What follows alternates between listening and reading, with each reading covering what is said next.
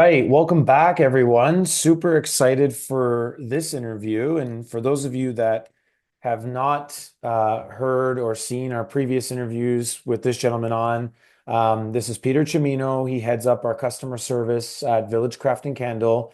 And today we got a jam-packed discussion around probably the biggest topic that's happening today, which is AI. Mhm. And, it's a very small abbreviated word for a very large paradigm shift that's going on in the space of practically every business that you can imagine from a commercial perspective as well as from a consumer behavioral perspective. I think a lot more people not only are adapting to it, but we're really looking forward to diving into what does it mean and what is it and how does it affect you as a person and as a business and how can you implement it, moving forward. And obviously super excited to have Peter back on because, not only has Peter been integral in identifying adaptive technologies within our group of companies, but really focusing on continuously being progressive, and proactive with respects to identifying certain technologies to really create a streamline of efficiencies within our business, both front end and back end. But without further ado, welcome back, Peter. Great to have you back on, man. Looking forward to this a lot, to be honest Thanks with for you. being so, Roger. Really appreciate that. Yeah, so Peter, I mean, again, I started off by saying for those that may not have heard our previous interviews or know who you are, but why don't you give us a brief intro as to who you are, and then really kind of looping it into, um, what you're doing with AI today in your role, just so people are familiar with you as a person. Yeah, for sure. So as Roger mentioned, my name is Peter Cimino. I've been heading up Village Craft and Candles customer service support since I joined the company a few years ago. And since then, we've seen the whole digital marketplace really go through a lot of very rapid and important changes. One of them being the implementation of AI or these smart assistants within our live chat and our email support. Over the past year or so, Village, or at least my support with Village, has included implementing some AI tools to our chat for our customers. Now, what does that mean? Well, I mean, as we all know, AI really entered the customer service industry in a really big way.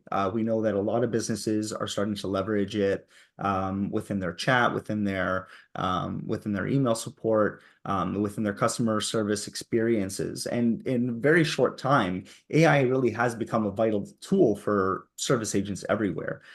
It enhances how quickly we can respond to customers, and it really helps us to ensure that we can get a level of detail and attention on each customer service request, where before that was really on the agents themselves, and regardless of how busy things would get, you would have to ensure that you were giving that attention, that detail to all responses. And now we have these tools that sort of act like co-pilots for our customer service agents that I think have really added to the experience that we're able to give to customers. Yeah, no, that's awesome. And and I'm gonna slightly echo what you said, but more highlight some of the wonderful things you've been doing, but also just bringing to our attention, what is also available outside of the direct world that we live in. And to Peter's point, there are a ton of AI related tools that, one can use, obviously not necessarily narrowing it down to just customer service related applications, but through a variety of different resources that one can use within a business. And you brought up something that was actually really critical in where AI is making a huge, wave, positive and or negative, to be honest with you. And that is not relying on, in the case of customer service, an agent to do the job and have it being measured on time to kind of deliver this particular performance result that, we Mhm. all had expected previously in any business, but rather now, utilizing a tool that will effectively kind of replace that expectation from someone who would have normally been in, an agent chair or whatnot, and then really adapting the technology to that, which is kind of interesting. But it leads me to believe that there's got to be some pros and cons to that. For And sure. can you kind of discuss and maybe educate everyone on, while it's a really cool and new relevant thing to kind of implement, much like anything that's new, change management is very difficult, and a lot of things can come as to a surprise.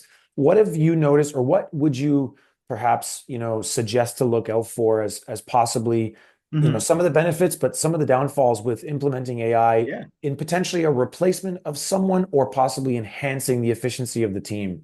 Yeah, for sure. So, I mean, there are tons of benefits, and I think we can talk about those first. Like for businesses, as I mentioned, I see AI as an incredible toolkit. It's like having a Hmm. co-pilot with you that you can bounce ideas off of. Like if you've ever been writing something that you knew was really important to get right, and if you've ever had to take that and give it to either a trusted friend or coworker, give this a read. Let me know, how does this sound? Can I make this sound any better? Right. All of a sudden, we are all empowered with a tool that we can do that with. We can provide, like, say, like, hey, this is what I've written. I want it to sound a certain way. How can I enhance that? And I think that that's a really cool way of being able to empower all customer service agents with the ability to ensure that what they're delivering is at the highest quality that we can hope to deliver at all times. Now, where I think a downside may be is in a business maybe overestimating how much the AI can do on its own. So Hmm. I made a very important point of saying that it was a toolkit because that's really what it is. I don't quite see AI as being ready to completely replace agents at this point. I think humans are still going to be an integral part of ensuring that we're delivering support, but where AI can be a great support is in having customers feel like they're being responded to quicker, Hmm. that their concerns are being understood or are being received properly, and also giving your agent the support of having someone almost like giving you a checks and balance. Hey, Hmm. you may want to suggest writing this, or hey, you may want to provide this additional information as well. So first and foremost, we want to make sure that we're using AI for the things that we know AI is good at. So it being a robot that's just trained on when I get a piece of information, I respond to it. We know that customers reaching out to live chat, all of a sudden don't need to wait extended periods of time before even getting to provide what the Right. problem is. Because oftentimes that can be a concern. You're reaching out to customer service support. They're saying, okay, your wait time is X amount of time. You wait that time, you provide your issue to the customer service agent once they join the conversation, and then you're usually having to wait for the customer service agent to deal with that information, respond to you back with the solution, etc. Right. But now all of a sudden we can look at AI as being almost like a triage nurse. Someone who's ready to at least ask the basic questions of what is it that you're looking to contact us about? Can we get a little bit more information? Collecting whether it's an email address or an order number or anything that would normally be those initial information gathering steps that a customer service agent would have to go through before being able to address the concern. Now, all of a sudden, it's like we have, again, a co-pilot, a coworker who can initially just kind of go around, make sure that everyone's feeling like, A, yes, we're here. We're ready to assist you. And B, what is it that you came to support us with? That way, it becomes like a relay race. Right. The Right. AI hands off the information to the agent, and they're getting a running start to that concern rather than having to start from scratch with the customer. So I think ultimately, as a high level thing, it's keeping in mind what AI is good at, which is initially just speaking to a person or being able to provide information like a help article or a frequently asked question that maybe once upon a time you had to go to a specific part of the website to find. Now it's just delivering that to you initially. So basic conversations, basic questions and conversations are being had, but at the same time, for those more nuanced, more detailed things that are going to require a little bit more legwork. All of a sudden, we've gathered those details, we've handed it off to the agent, and it becomes a very smooth situation for both the agent side as well as the customer side. We've definitely Yeah. noticed a better satisfaction overall with that. Yeah, I appreciate that. And that was a really multi-layered answer, which was good because it had a lot of depth to it. And one of the things that I've realized, we've talked about this on a number of occasions that, AI with respects to, let's just say, a chatbot, for instance, has been implemented, not only creates that efficiency to be that co-pilot, like you mentioned, to be reactive and answer some of the questions that once upon a time and service agent would have handled at, whenever the Yeah. queue would allow them to do it. But it also acts in some cases a proactive efficiency creator. There's my MacBook Priorities. No upgrade. worries. Efficiency creator to help with the buying experience. How do we navigate a customer through the website should they have questions without them actually getting off the website and submitting in an inquiry ticket, Mhm. which I think is super effective. And I think for businesses that have this multi-layered UX, and one of which that you're trying to attract new customers that may not be aware of, what the website offers or how to navigate through it effectively. I Mhm. really do think AI has become, the greatest tool if built properly and utilized properly to not only guide the customer with that shopping experience, but also answer the questions along the way, which I think would really capitalize on creating that closest thing to a one-on-one connection with a customer as you would get in a physical brick and mortar store, Yeah. right? And yeah, I mean, something you touched on there, in a way, AI sort of becomes like a conversational search engine. So rather than having to make sure that your customers are aware that, you can go to your frequently asked questions section or your help center or whatever, all of these places that you've put this static information, like what are your shipping policies? What's your return policy? How do I Hmm. purchase from your website? All of these basic questions that at one point in time did rely on a customer navigating to those resources on their own and browsing those resources on their own. All of a sudden, AI becomes sort of like a conversational search engine where you can ask it questions and it's pulling those resources from wherever they exist within your website and they're providing it to the customer in a more conversational way. Yeah. So ultimately, it's getting that same information, but presenting it in a way that I think a lot of customers can respond to a little bit more comfortably, or maybe don't feel are as obtuse as trying to go through frequently asked questions that may not be worded exactly in the way that they need it to be. Yeah. Yeah, no, interesting. And kind of want to take a slight detour off this conversation and kind of start moving in towards um because AI is ultimately like, the world is your oysters to say the least, where you Yeah. can effectively get anything you want and implement it. Sometimes that could also be a curse because Mm. too much is sometimes not good, in most cases not good. And Hmm. the old saying, less is more. And I Yeah. think, putting on my consumer hat and shopping on other, websites, I'll quickly realize when AI is being utilized, overutilized, I should say. We're at Mm. the point where now I'm not getting that personalized connection. I'm literally just talking to what feels like a robot, and Hmm. I'm not getting clarity. And I think that they've overutilized it to a point where they're trying to guess every single question, Mm. and this cadence of how it's approached doesn't match with what me, the buyer, is Actually approaching the asking merchant about. with. And so that's where it becomes very, very concerning, where now I know that there's no more personal care, there's just Mm. technology supporting the experience.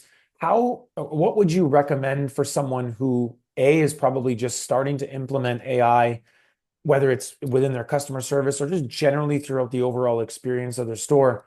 What recommendations would you suggest to avoid portraying the fact that you're 110% into it and there's Yeah. nothing else to it?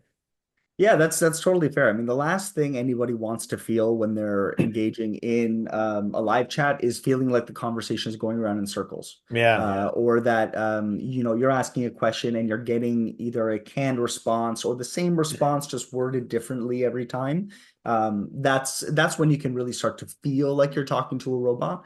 And I think that that reflects back to that earlier point I made, where it's knowing what AI is good at and what it's not so good at. Right. So ultimately, if you approach AI where you think that it's going to handle A to Z of the entire conversation always, I think you're going to run into those situations where you're going around in circles and a customer is just going to feel like there's no more of that human touch, and it really is just engaging with a technology at that point. Yeah. Um, but ultimately, I think if you're starting small and you're starting with the things that you know AI is good at, so as I mentioned earlier, things like presenting policies or information that doesn't have a lot of nuance or context, like again, what's your return policy? How does ordering on your website look like? What does shipping look like? All of those basic things that you know don't really have a lot of interpretation. I think implementing AI to address those concerns can be really effective. But at Right. the same time, you always want to ensure that in whatever tool you're implementing, that you're not giving it direction to not escalate as soon as things start to get to a point where the static information, the things that don't change, they don't address that anymore. Right. So if a customer is asking about a return policy and it's able to provide its X many days, so on and so forth, but then the customer comes back and says, well, I've had this situation that is really unique. Maybe something has happened. I'm looking for an exception, what have you. Having direction built into your AI to be able to escalate that to an agent and let the customer know that, you know what, this sounds like a concern that we need to get an agent to look at. I think all of that will communicate to a customer that we still have attention and care on those unique situations, that we still want to apply a human mind to those unique moments that, you know what, an exception may be needed because Yeah. things were outside of control. I think always keeping in mind that there's an effective strategy or things that the AI is good at, and that there are things that your human agent is better at. I think keeping those in mind and making sure that they're working in tandem is the most important thing. Yeah, I agree. And I think having the hybrid approach is the most effective way of utilizing Yeah. AI. I think people, and to my point earlier, displaying the fact that you're 100% into AI and nothing else could actually be, a negative thing, Mhm. with respects to perception because of what you just mentioned. There's this consistent cycling of information that may not be relevant to what the customer is actually asking for or where the Yep. customer wants to go. And, what's interesting about AI, in my opinion, is while we've continue to be disconnected from that personal connection through our shopping experiences with the increased amount of online shopping.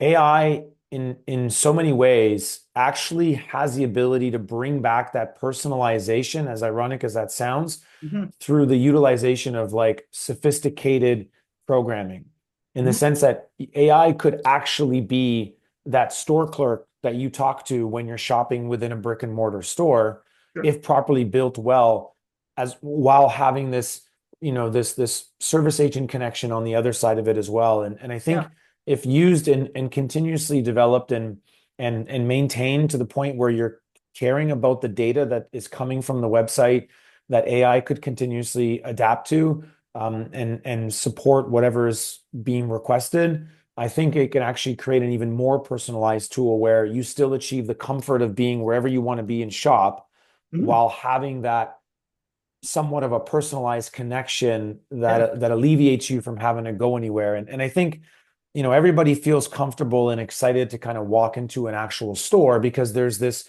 level of surprise with respects to merchandising, and seeing what's new.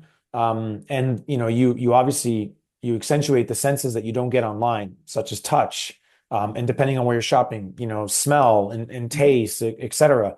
Whereas all of those effectively, are lost, due to online shopping.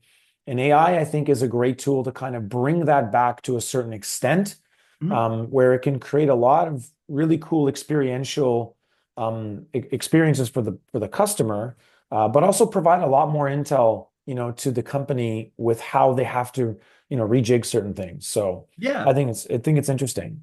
Yeah, I mean, something you touched on that I think is really great is I mean, I don't think anybody is a total stranger to the idea that when things get busy, details often get lost. So if you've got a ton of, like I say, in Village's case, we sometimes will wake up and start our day, and there's a ton of tickets that we have in queue where we have to get through. And it can feel like you have a whole lot of customers that are just in line waiting patiently for responses. And oftentimes, what can sometimes get lost, and this is just a matter of being human, is you want to get through those responses as quickly as possible. You want to address the concerns, you get the tickets Yeah, closed, and you're moving on. And sometimes, in that approach and wanting to get everyone addressed as effectively and as efficiently as possible, you can sometimes lose the opportunity to keep it personal, like you said, or offer those moments of like real connection, of like whether it's appreciating their loyalty, inviting them to return to the store, providing reviews or feedback for their experience. Any of those details that can sometimes, as a human agent, you can overlook. I think that's where AI can kind of come in and be that, like you said, that helpful clerk that is kind of jumping in at the end of the conversation. So something that I know that I've implemented at Village is that it sort of becomes like a human sandwich where where the AI starts the conversation and is initially gathering the details. The human will usually have to interact in the middle of the conversation to actually address the concern, interpret right. what the information that the AI gathered needed. And then at the end of the conversation, the agent is now able to move on to the next situation, but the AI is able to come back into the conversation, thank the customer for reaching out, invite them to return, offer them an opportunity to share feedback or a review on the website, or any of those small nuanced moments that really let a customer know that the conversation was exactly that, a conversation, and not just picking a line at like a deli counter kind of idea. Yeah, yeah, no, exactly, exactly. Um, can you explain, I mean, as basic as it sounds, it can open up the world to, Pandora's box, but what are some of the do's and don'ts? Like, what do you Mm, think would be, let's do it, let's avoid it, at least within different phases? And I understand yep. that depending on where you are within your AI journey as a business or as a consumer, what are the things? Let's start off with one of the things that, we should just avoid, kind of high level, because I Yep. think that's again, speaking from let's just say I'm starting out my website or I have an established Mhm. website. I really want to now consider utilizing AI. My biggest concern is that this overwhelming world of AI, I Mhm. don't know what I should avoid. And I feel like there's so Sure. many things that I should be avoiding and a few things I should just be looking at. So let's talk about what we should avoid first. Yeah, sure. So the first major thing you want to avoid is just turning it on. Yeah. Like the first thing you want to avoid is just get having an AI and then just turning it on and letting it go. Um, the do that I would generally recommend there is ensure that all of how your business works, your standard operating procedures, your policies, how it is that you approach your business, have all that documented. If you have that documented, whether it's in a help center, Yeah. FAQ, help articles, a blog, what have you, having all of that documented will not only put you through the exercise of mentally going through how does my business work? How do I want these situations handled? How do I want these policies implemented? It gets you to go through those on a very like pen to paper sort of way. And then by doing that, you're also doing a lot of the advanced legwork of giving the AI the knowledge pool that it needs to pull from. So when you do turn it on, it has good information. It's pulling from information that you know is good. Right. Because it's a lot harder than you might think if you were to provide an AI with a lot of maybe bad information or information that is perhaps incomplete, and then trying to add it in later can sometimes end up being a little bit more challenging than if you had started off with a pool of good information to begin with. So, Yeah. getting all of your policies, procedures, and things like that documented and known and standardized first is the best thing. From there, it's also putting in your guardrails around what it is that AI can handle and not handle. So, depending on the solution that you're providing, they're all going to have different interfaces. But so far in my experience, they all offer the ability to give it a very specific procedure of what it is that you would have expectations of it to do. And within that procedure, you want to be specific about what it is you want it to handle and what it is you want it to escalate to a human. Always making sure that the AI is addressing the things that you know it can be good at, Right. providing information that doesn't change often, like policy and procedure, and escalating in more nuanced situations where maybe it doesn't understand, or perhaps the customer is asking for something that falls out of the bounds of what that information addresses. I think with you start off with that in mind and a lot of those checks and balances, you do have a recipe for success. Helpful. Simple question. And if I've got my website and I have nothing related to AI, but I want to start implementing it, how do Mhm. I do it? Is it apps? Is it a software? Is it something I subscribe to? Like, what are the best methods to start implementing these different tools, and how are they packaged up in what application? Yeah.